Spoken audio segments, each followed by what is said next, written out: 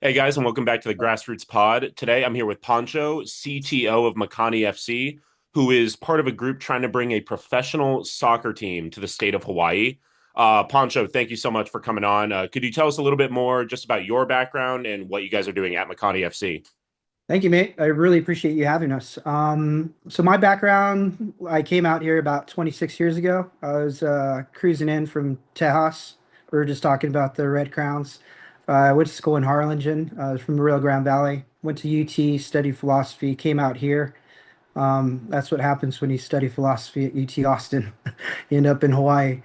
But just kept on, kind of cruising around, searching, philosophical style, searching for that next thing. Worked as a commercial diver, still do, as a matter of fact. So hard hat diving for the oil rigs. Took me actually back home to the Gulf of Mexico, and then just kept on working out here, and then started getting into startup scenes and kind of like the startup community. And one key aspect of it is analyzing the place where you're at, the community where you're at, and finding a problem and then figuring out a solution. So, one of our main problems as a major city in the middle of the Pacific is we don't have a professional sports team. And then leads you to market research. Have we had them before? Which we have. We've had some pro-am baseball teams, but we've actually had some pro soccer teams. And so, like 1970s, we had Team Hawaii that was part of the NASL. So Cosmos, Pele actually played out here in Aloha Stadium. And then we had one as recent as 2000s, 2000s, with a precursor to the USL or in the USL, which was Team Tsunami. And so market research led us to believe, well, it could be done. It has been done. Can it be done again? And so that led us to the exhibitions and analyzing that kind of. That was the Hawaiian Invitational as well as Pacific Rim Cup. And we saw some major support there. So that's where we kind of started up a soccer organization. And then that's where Makani FC was born. Mhm. And then that's really cool. First off, I could ask you, save that for off camera. I could ask you a ton of questions about the diving. That is something that really fascinates me. Yeah, no But worries, man. keeping it on topic here. So Yes. that's like I honestly didn't even really know that vast history behind having other pro teams there. I mean, Pele playing out there, and Yeah. ASL is just such a fascinating thing to kind of dive into. No pun intended. But so Pun well, intended. what many people, and me included, I'm sure a lot of other people aren't necessarily well versed on the current Hawaiian soccer system, if there is any. So could you kind of enlighten me? I know you said like the Pacific Rim Cup, things like that. Are there local leagues? How does it work with having different islands? Like things like that, transportation. What is like the current state of Hawaiian soccer? Okay, so Hawaiian soccer, when we were analyzing the pro team, I was looking around and I was like, well, I didn't want to be biased and be like, because I am a soccer fan, ex-player.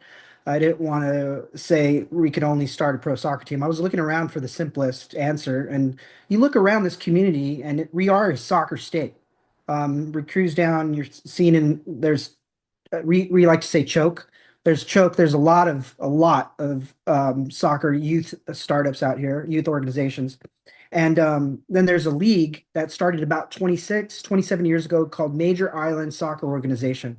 That was started by a man called Sergio Boelli, and he's an Uruguayan.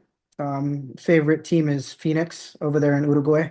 And he has some major passion, but he wanted to do things a different way. So he started up a league, both adults and youth. And he has this way of just putting it all together, instead of a very separate kind of exclusive sort of these organizations are what's best for them. And also, I don't want to talk ill of any of the organizations, but a lot of them are, promising a lot to the parents. ODP, that's the number one. Like, what are we actually doing? And he's trying to be more inclusive, more of bringing it all together to get more awareness to the overall product, which is soccer. Players out here do have the talent. They have the ability to ball, but just like in the tech realm, they have this kind of drain where they have nowhere to go. They have a glass ceiling out here. They have to travel somewhere else. I mean, we're looking at Brian Shing. U.S. national team player, cruised out. I remember watching these two brothers play at Kalani High School. They were baller, the Kuzan brothers, very good. Female, we have Natasha Kai. She was amazing. We have the ability to support a pro soccer team, both women's and men's out here. The organization MISO, they're still in existence. We had the opportunity while I was pitching at a startup kind of conference. The bartender told me to reach out to Sergio, and so that started our little kind of hui. That's our little group with him and his director of sports, and then just reaching out to different people because he has a vast network of doing it, for so long. So that's been about 12 years relationship, working relationship. So he already pretty much has the pipeline set up for as soon as the pro team is established, and he gives me the ins and outs of, there's always a lot of drama, a lot of that sort of stuff when it comes to an outsider kind of looking into or trying to get in to something that's already established. They're like, who is this guy?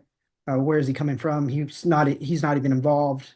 Why is he trying to bring a sports team here? Where has he been? Stuff like that. So that's what we're trying to overcome and bring it all together, like other people do, other places around the world. So it's a key kind of struggle. It's a key kind of obstacle to deal with. But it's a startup grind, man. It's a startup grind. It's a blues. It's not bad. It's Yeah. a good thing. It's a No, good thing. totally. Yeah. Good things come from some tougher situations too. I Yeah, mean, it's kind man. of the Yeah. blues itself. It's trabajo. It's work, man. Exactly. Yeah. Yeah. So one thing that in kind of doing a little bit of research before this interview and just following you guys for the last few months Yeah. is the Bitcoin standard. Now that's something that you guys makes you very unique. I've seen that there is like a maybe like there is definitely a shift. There's definitely some of that, maybe not as much with Bitcoin, but other cryptos. There's always going to be like that kind of overhanging skepticism. Bitcoin has Yes. proven, I mean, I invest in Bitcoin, like I think it's proven to be a much more stable one. But that's something that just has fascinated me. I mean, you see now NFL players are opting in to like get their full salaries in Bitcoin, things like this. So Russell Okung. Yeah. exactly. Like, Yeah. and it's paid off a ton.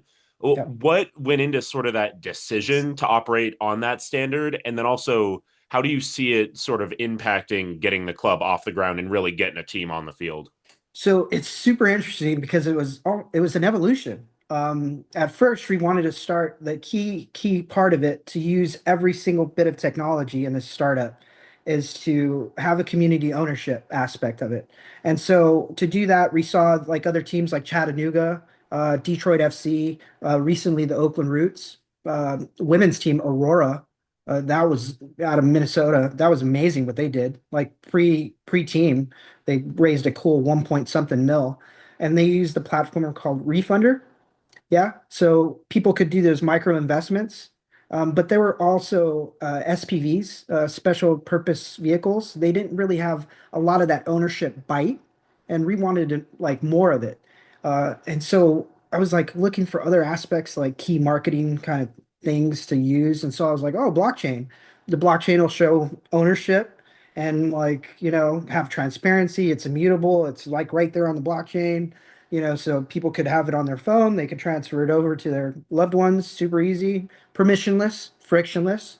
And I was like, oh, okay, cool. Let me try that aspect and let me try to build something. So I was asking all these people about builds, and they were giving me quotes for like $1 million to build it. And I was like, oh, wow, that's a lot of money that we don't have, considering it was all funded by me. And then I was like, all right, it kept on reaching out to people, kept on searching, right? Um, and there was a guy by the name of Daniel Prince in England, and I think he wrote a book called Once Bitten, or he has a podcast called Once Bitten. And he's like, hey, mate, just look over there at Perth Heat. And I was like, well, what's Perth Heat? And he's like, oh, it's a baseball team. And I was like, well, what are they doing? He's like, just talk to the CEO, just do your research. And so I looked at it and I was like, wow, okay. So the first professional sports team, Perth Heat, were the first ones to utilize the Lightning Network for each transaction. So cervezas, tickets, your jerseys, everything, player salaries, they could opt in to being paid in Bitcoin. Also, they had their staff. was available to be paid in Bitcoin. This was in 2020 that the CEO, Steve, and I'm not going to butcher his last name, Steve, discussed it with the board and convinced them into doing that. And so in 2020, they won. I mean, they're still winning. They used this international brand, which is Bitcoin, with zero royalties to gain notoriety with this new kind of aspect of people, revolutionaries, basically, digital revolutionaries, to kind of gain this notoriety around the world. This is amazing, I thought. No, totally. And I feel like Yeah. the potential, there's obviously always going to be skeptics, as there is with any Oh, investment. yeah. With anything cool. Yeah, Totally, anything cool. exactly. It's got to go through a certain period before. Yeah, I've been there. I've been there with other products that I've invented. There was and then it led us to what Bedford FC is doing. So that's Peter McCormick.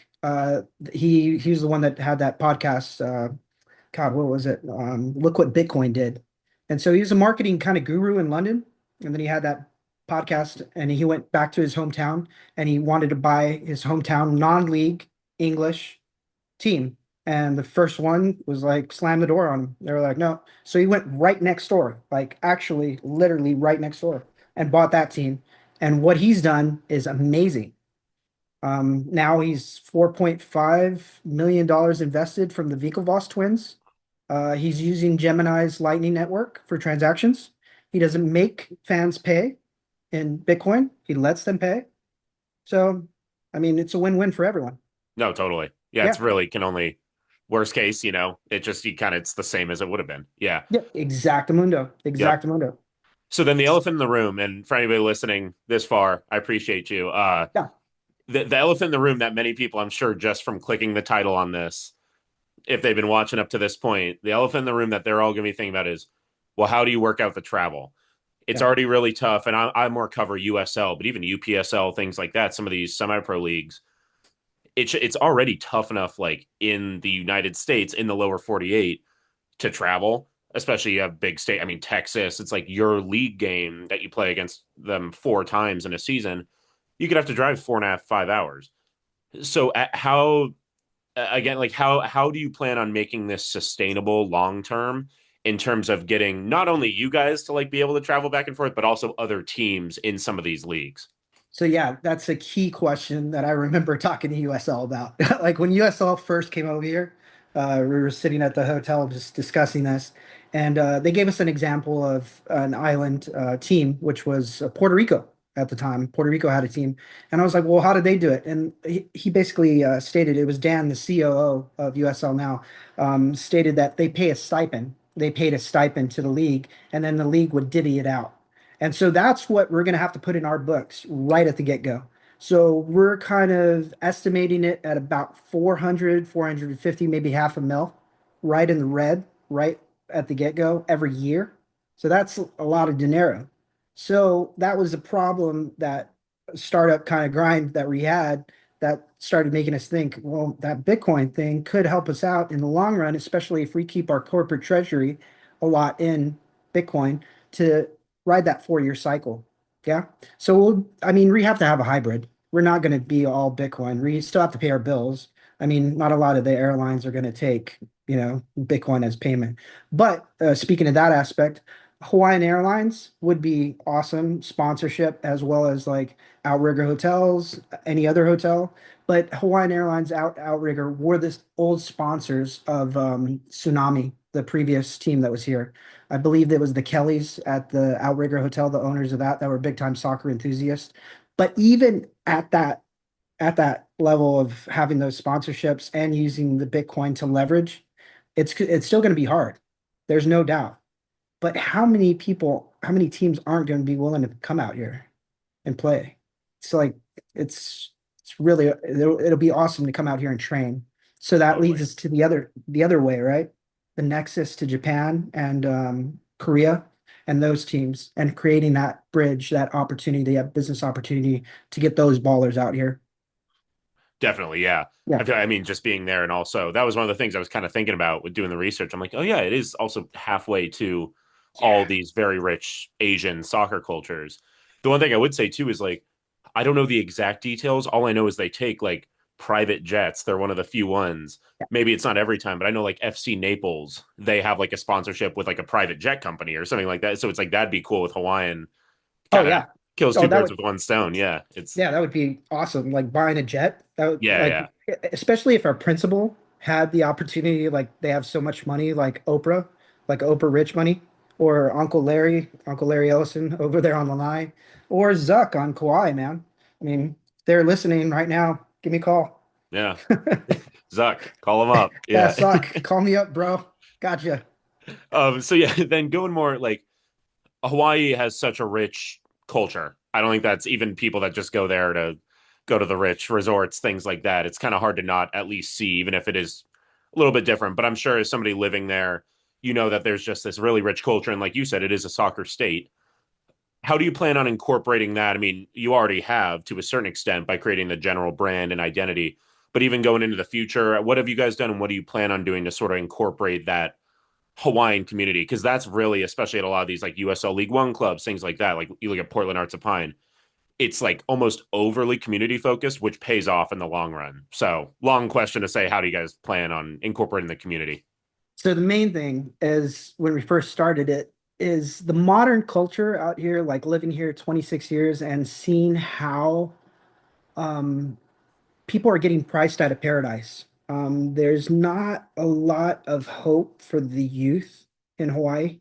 They seem to have, what's the word I'm looking for? The diaspora, where they leave economic hardships here. Mm-hmm. It's I've also really, heard the term. I don't know if it's offensive. Island fever, like no, just no, no. from yeah. No, definitely island fever. That's usually from people that transients that cruise out here, live here for a while. They get Okay. island fever. Women tend to feel the seasons a little bit more. They want to leave. But yeah, definitely there's a lot of problems. And so unclean wash is inspiration for our youth, visualization for our innovation, trying to build something to inspire. And there's nothing like I mean, I'm preaching to the choir here. There's nothing like a pro sports game to get that feeling. I mean, out here we have UH Hawaii, which is the University of Hawaii, and you feel that. You feel that vibe when they're winning. I feel it through the Um, TV when I'm just even yeah, at the like practice facility that they're yeah, playing at now, the yeah, Ching complex or the yeah, Clarence. Yeah, it's like you yeah. still feel it. Yeah, you Yeah. still feel it. And that's something that I mean it's here, but you have to be involved. You have to be doing something for this. And they're building the stadium. That's UH's home, guaranteed. But what else can we do? So that's one of the main things where the preparation of this project met the opportunity of this condemning the stadium and building the stadium. And then all these things started playing in, which led me to that momentum thing that I don't know if you watched Joe Rogan, but he's like, do something, that momentum, just build that momentum. It keeps on going. And then you're starting to talk to these people and that really have some power to get stuff done. You're starting to talk to the developers, starting to talk to the consultants. You're starting to talk to these major players, and you're like, wow, okay, cool. This is happening. Can't believe it. It's surreal, but it's happening. No, definitely. Yeah. Just to follow up on that, like I'm a huge college football nerd. That honestly, Yeah. like I'm on a soccer channel. No, That might be no, like no, the one I no. follow the most. Yeah. Just don't do it for like a job. But is that kind of the plan? And I get because even just being on an island in general, like construction, I've heard is just crazy expensive in Yeah. Hawaii because you have to bring so much stuff in. Is that basically would that likely be the goal or the plan is to use that stadium down the line, especially if you guys start drawing, 5 to 10 to 15K a match or something like that? Or would it be to build your own kind of newer, maybe smaller, more intimate soccer specific one? So it's interesting you said that because most people don't know, and I barely knew about this complex when I first started this endeavor. But we already had Waipio Soccer Complex that meets most of the prerequisites. Whoa, sorry about that. No, no worries. Did it click out No, on your no. I end? think Oh, okay, we're so good. okay. No worries. Um, so we already had this complex built. It was the U.S. Navy. There was an admiral that was a big time soccer fan, and he was talking to the city, And so they gave him a lease for like $1 on the west side of Pearl Harbor. It has about 24 fields, and then it has a complex that seats about 5,000 facilities, media, lights. And so it was in, I think it was in phase one. Phase two included physio and dormitories, sort of like an IMG style. And I was like, whoa, that should go forth. But they stopped it at phase one. They lost momentum. Phase three included a little bit partial roof and probably about 8 to 10,000 seats. So there's already something there as far as infrastructure. And then if we could get something going as far as exhibitions to showcase brand and kind of build a vibe, and then a frictionless transition into Aloha Stadium, which currently the developer Stanford Carr wants to build it at 31,000 seats. So then we'll hit the ground running. No, definitely. No, yeah, I'm Yeah. always just curious with that stuff, and I know that's a huge topic over there in Hawaii right Well, now. it's a lot of money. Just to let you know how much money it is. This is crazy to be in this realm of talking it. The state has allocated and approved 350 million for this build, and then given the developer the ability to get about 250 more for maybe a retractable roof and then some other kind of add-ins later on. The governor, Dr. Josh Green, and his director Keith have already allocated, or they've gotten about 125 mil from private donors to that aspect. And then, of course, you have Dana and Max Holloway talking to Zuckerberg to do this roof thing because they really want to bring some UFC out here. I think. Yeah, yeah. That's just hypothetical, but I think that's going to go. Oh, totally. That would be Yeah. sick. Yeah, as a UFC fan as well. Yeah. All right, so kind of coming towards the end. Thank you so much for your Yeah. time. Like, No, no what worries, man. last couple questions. First off, what would success look like? Like, you don't have to give me a straight answer here. It could be because again, it is up in the air a little bit. I get you guys are in still the earlier stages of a very well articulated project, which I can appreciate as somebody who Thanks, man. sees USL teams, come in like I mean Texoma last year. Like, there's so many teams that just come in and have no real plan. What?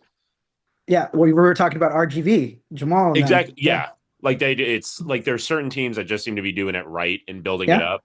Yeah. So is there like a set date that you'd ideally, whether it's at the other complex or Aloha, like that you'd want to be on the field? Is it more loose? Is it a Oh, year range? Like, you're yeah. talking about success, like as far as like when we're going to be awarded the franchise. Selfishly, Oh, yeah, okay. as somebody who like wants to see you Okay. guys play a game or maybe Okay. be in that, 1 to 2 years Okay. out, like I thought you OKC. meant success overall. The project I was about to say Yeah, right yeah. here, right now. I'm on my first podcast with a with a There we go. pretty cool. Yeah, that's what I was philosophically the Zen of now, right?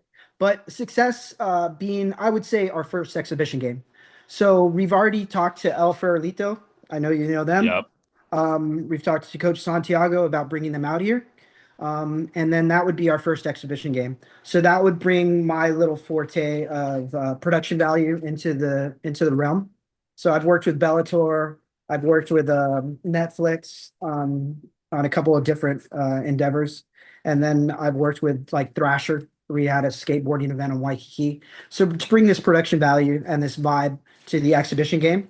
And so what we would be doing, marketing standpoint, we would be showcasing our project to the world but also riding the wave of El Farolito with their media. Yeah. So it makes sense. Cinderella story, bring it all together. There's a thing in surfing about dropping in, right? You never drop in on someone's wave, but I'm cool with dropping in behind them. So that's exactly what we're going to do with El Farolito. No, Hopefully. totally. It's a Yeah. win-win too. Yeah. No, I Fingers mean, crossed. I think they play Sacramento this year. I mean, it's like crazy how they make the U.S. Open Cup like seemingly every year.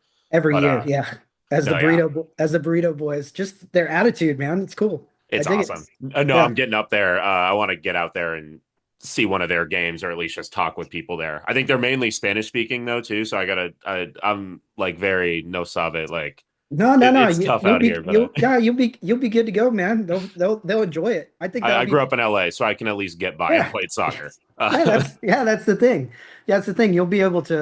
You'll speak the international soccer passion of soccer, right? Exactly. No, yeah. So, all right. Well, thank you so much. Lastly, where can people follow along Makani FC's journey and how? I know you guys have a is there like still the crowdsourcing just to if people want Yeah, to donate and things like where how can people help and where can they yeah, follow you guys? definitely. They could help us out by following us. Mainly Instagram right now. Our X Twitter thing kind of got lost in the mix, so we're just rebuilding that. I think we're still on Bookface. We're still on Zuck's Bookface. On our website, Makani FC, you'll find email, my personal phone number. Reach out to me, whatever. Just like we did here, slide into the DMs on Instagram, and we're good to go, man. Love it.